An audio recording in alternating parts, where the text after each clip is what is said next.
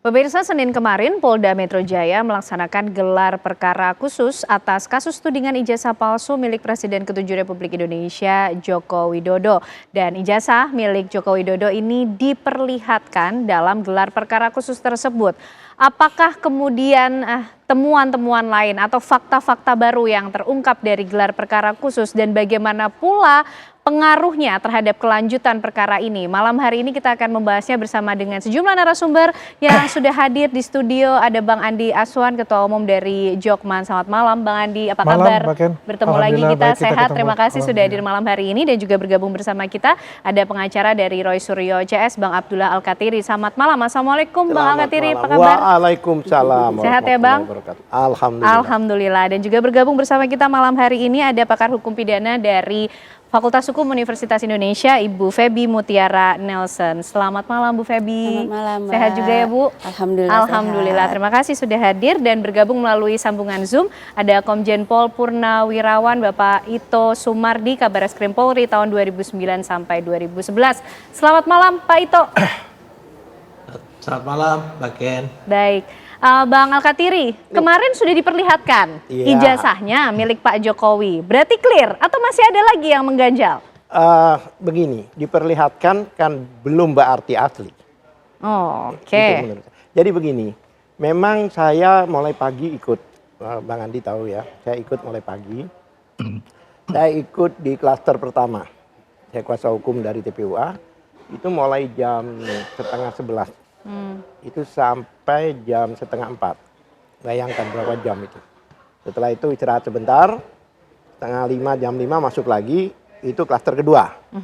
Saya juga ada di situ. Oke, full ikut berarti ya, klaster pertama ya, kedua Bang Al-Katiri ya. Jadi saya bisa katakan 12 jam. Ya kan, sama ya cuma nggak ngantuk ya. Karena semangat. Nggak ngantuk dong, semangat. Karena ijazah Pak Jokowi diperlihatkan, karena itu kan yang diminta selama Tapi ini. Tapi masalahnya begini, pada waktu pertama, ya kan, waktu pertama klaster pertama itu ijazah baru 10 menit terakhir ditunjukkan. Oh. Jadi bukan kita bicara ijazah fisiknya dari awal, tidak. Oh, jadi harusnya tidak 10 menit terakhir, dari awal harusnya dari yang ini ya, dihadirkan. klaster. Karena itu nggak ada hubungan dengan penelitian ijazah. TPUA itu tidak ada hubungan dengan penelitian ijazah. Yang ada penelitian yang klaster kedua. Oleh sebab itu ya ditunjukkan pada waktu itu memang dari lawyer Jokowi tidak menginginkan, menolak dan sebagainya. Kemudian ditanyakan ke ombudsman. Ombudsman bagaimana ya, karena sudah jadi isu nasional, jadi begini dan sebagainya, langkah baiknya ditunjukkan. Ini disepakati oleh peserta gelar, waktu itu Direktur Umum ya. Iya, Pak Imanuddin sendiri yang memimpin. Baiklah kalau gitu kita tunjukkan, diambilkanlah jasa itu. Itu setelah terakhir ya, 10 menit terakhir. Tapi perdebatannya itu perdebatan delik ya, masalah hukum. Jelas.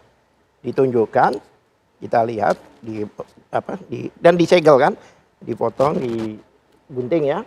Kemudian ya, saya melihat memang ada, menurut saya ini ijazah 40 tahun.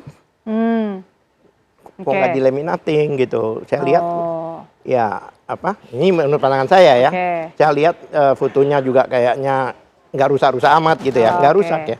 Berarti itu yang bikin Bang Al-Katiri kurang yakin, atau itu juga yang membuat Roy Suryo CS kurang yakin kalau saya itu asli? Saya belum teliti. Hanya waktu kedua itu ya dilihat oleh Bang Roy, ini kok tipis dan sebagainya, kok kayak irisannya kok perin-perinan, dan itu kan juga memang ada seperti itu.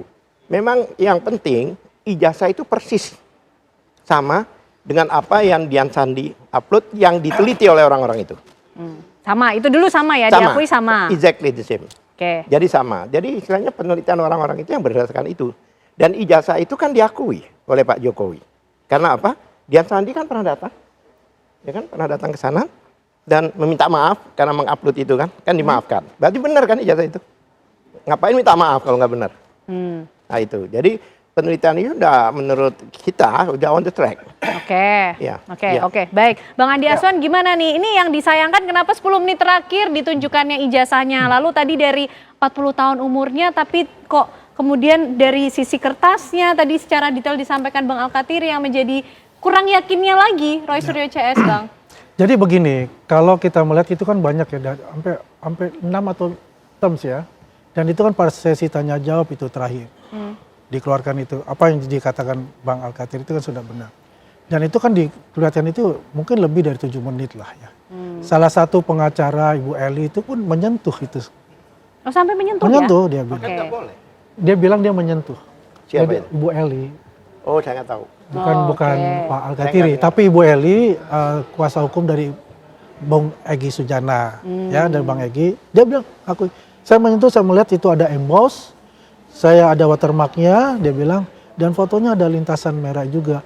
Dia langsung bilang, wah ini asli, saya bilang. Dia bilang begitu, ini asli, dia bilang. Maka dia banyak di TikTok pun dia bicara tentang itu kan. Jadi kalau misalnya dikatakan lelah Roy Suryo ini tipis atau apa, ya itu hak dia untuk menentukan bicara seperti itu. Ya, yang mungkin buat saya itu nggak masuk akal juga bicara itu karena sudah diuji lapor, ya, dari uji kertas, uji tinta dan sebagainya untuk itu. Jadi buat saya kalau tadi yang Dian Sandi yang diubrek-ubrek oleh mereka, ya, dan itulah dikatakan mereka palsu. Ya kan? Menurut saya pada saat itu mereka melihat itu memang mereka ini terdiam. Tidak ada karena ternyata ada ijazah Pak Jokowi. Terdiam ini menurut Bang Andi diartikan sebagai apa? Ya artinya dia tidak menyangka bahwa ada ijazahnya gitu. Oke. Itu Termasuk aja. tadi yang disangka oleh Bu Eli itu tadi ternyata Iya, ada aslinya. langsung bilang kaget, Oke, tetap gimana Bang perangkat Al-Kathiri? Gini, ya otomatis terdiam, ini kan di rapat terhormat, masa oke. mau Nggak rame-rame. gitu artinya, Bang Andi. Itu kan bukan di rakyat bersuara kan. Aduh, oke. Itu kan di tempat. Satu hal lagi, ini Oke. menarik, di situ ada ijazah pembanding. Oke. Ada 13, tapi tidak ditunjukkan. Bagaimana kita bisa membanding? Ada 13. Ada Dari di situ. rekan kuliah Joko Widodo, Ya. gitu ya berarti Iya, ya. ada di situ. Tapi tidak Tidak diperlihatkan. ditunjukkan, tidak dibuka dan tidak ditunjukkan dengan alasan belum dapat izin. Ya betul. Ya, seharusnya kan namanya gelar kan dihadirkanlah mereka salah satu. Oke, Ya kan? oke, Ya, oke. kita mana tahu bahwa itu benar dan sebagainya. Dan kami Baik. sebenarnya punya ijazah-ijazah pembanding juga. Oke. Tapi sebentar Bang Andi, Bang Al-Kathiri, sekarang giliran Pak Ito soalnya yang Oh, harus iya. bicara. Pak Ito, ini polisi Polda Metro Jaya nampak akomodatif, kemudian dilakukan gelar perkara khusus kemarin Senin sekaligus untuk mengakomodir permintaan dari teman-teman dari Roy Suryo CS dan supaya kasus ini menjadi terang begitu atau tujuannya seperti apa Pak Ito? Gini, memang secara normatif ya Mbak ya, gelar perkara itu kan dilakukan adalah untuk merespon ya pengaduan dari pihak yang berperkara. Karena perkara ini dianggap istimewa ya, menyita perhatian publik, kemudian berdampak kepada perhatian massal ya. Kemudian perlu mungkin kita juga memahami bahwa gelar perkara ini adalah bukan ranah daripada proses pengadilan. Ya. Jadi sekarang ijazah yang dipermasalahkan yang sudah disita itu oleh penyidik adalah sebagai barang bukti yang sudah diyakini akan bisa menjadi barang bukti untuk bisa dikenakan kepada pasal 310, pasal 311 ya. Kemudian Undang-Undang Nomor 27 pasal 27, pasal 28 Undang-Undang ITE juga pasal 32 dan juga pasal 35. Itu kan yang dipermasalahkan itu, Mbak. Kalau ijazah itu nanti ternyata terbukti bahwa menurut yakin ijazah itu adalah bukan ijazah asli, maka otomatis pasal-pasal yang dituduhkan ini gugur.